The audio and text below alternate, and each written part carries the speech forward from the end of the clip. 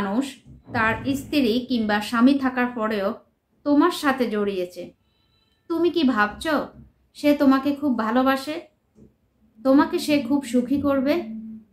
নাকি ভাবছো সে বিপরীত মানুষটাকে ডিভোর্স দিয়ে কিংবা তার সাথে প্রতারণা করে তোমাকে সুখের সাগরে ভাসিয়ে দিবে?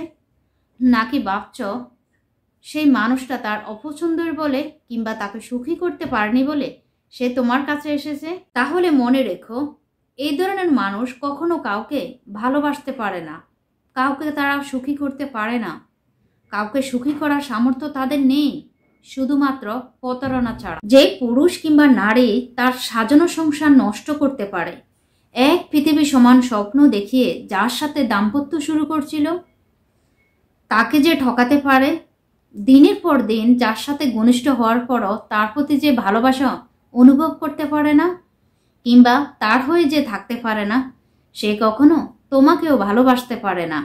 তুমি তার কাছে শুধুমাত্র টাইম পাস।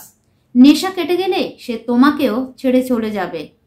প্রথম জনের চেয়েও তোমাকে সে বেশি ঠকাবে।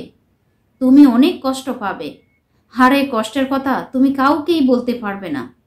একটা সময় তোমার কাছে এই ভালোবাসা পাপ বলে মনে হবে, আর এর পার্থক্য ছাড়া তোমার কোনো মুক্তি নেই। So be careful.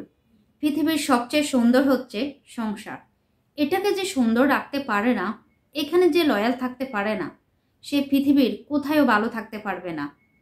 পৃথিবীর কাউকে সে ভালোবাসতে পারবে না, কাউকে ভালো রাখার সামর্থ্য তার নেই। এটাই সত্য, এর বাইরে কিছু নেই।